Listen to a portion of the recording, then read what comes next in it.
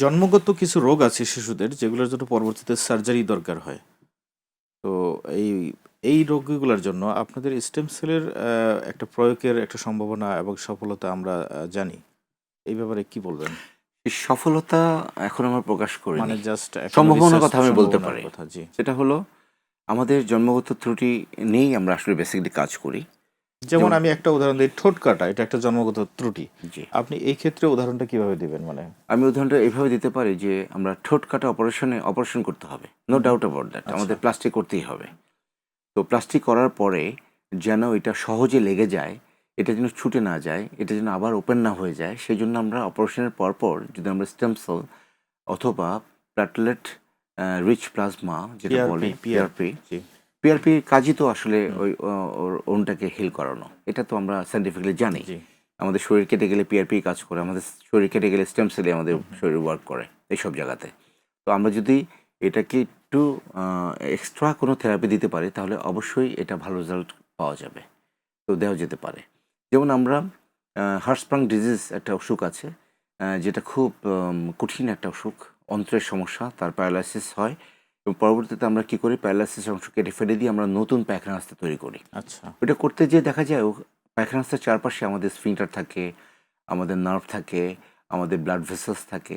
দেখা যায় ম্যাক্সিমাম জায়গায় কিন্তু কিছু না কিছু ইনজুরি হবেই। আচ্ছা। আমরা অপারেশনের পরবর্তী সময়ে যদি আমরা স্টেম সেল অথবা পিআরপি যদি আমরা ইন্ট্রোডিউস হুম। করতে পারি, আমার মনে হয় আমরা যদি স্টেম সেলকে আমরা সায়েন্টিফিক্যালি বিলিভ করি, এবং এটা বিলিভ করারই ব্যাপার, বাট এটা সায়েন্টিফিক একটা ব্যাপার, এটা একটা বায়োলজিক্যাল ব্যাপার। আমাদের শরীরে স্টেম সেল আছে, সেই স্টেম সেল দিয়েই আমি ওখানে দিচ্ছি।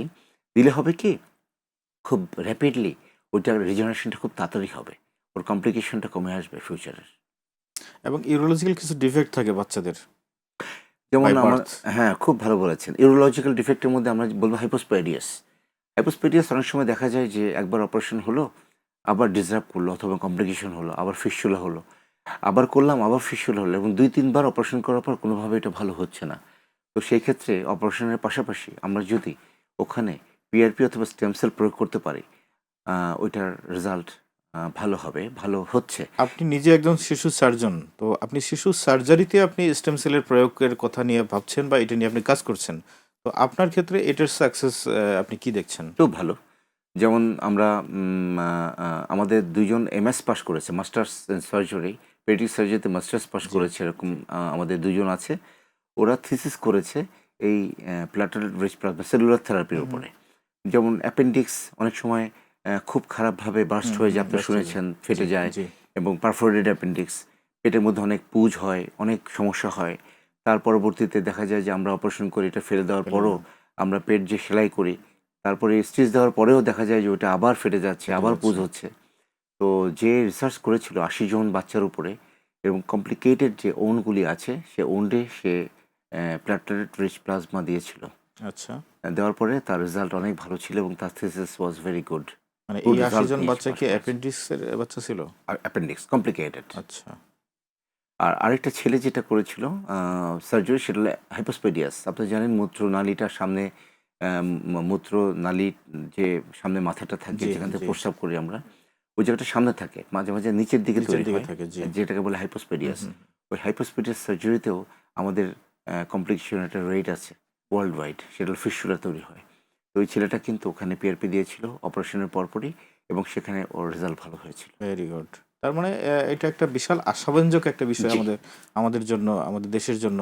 জি, যেটা নিয়ে আপনি নিজে শিশু সার্জারি হয়ে আপনি এটা নিয়ে কাজ করছেন। আমরা তো সাধারণত জানতাম যে রিজেনারেটিভ মেডিসিন দিয়ে মানে সার্জারির বাইরে কিভাবে ট্রিটমেন্ট দেওয়া যায়।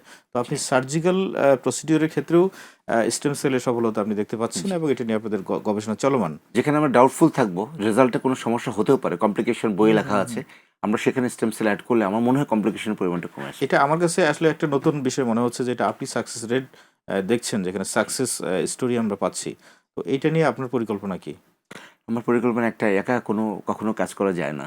আমার পরিকল্পনা যে আমরা একটা টিম হুম। হয়ে কাজ করব। অলরেডি আমরা, আমাদের চেয়ারম্যান মহোদয় আছেন প্রফেসর এ.কে মাজেদুল হক স্যার। জি। আমরা পরিচালক মহোদয় আছেন মির্জা জিয়াউল ইসলাম।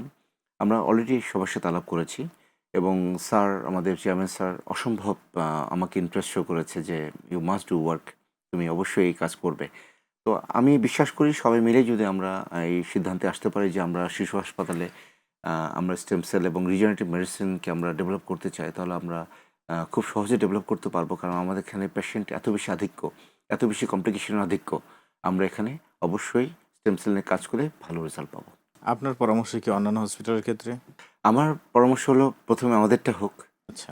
আমরা আস্তে আস্তে করে আমি সমস্ত বিভাগে প্রত্যেকটা মেডিকেল কলেজ বেস যে বিভাগটা আছে, আমরা মেডিকেল কলেজ মানে টার্সিয়ারি হসপিটাল, জি।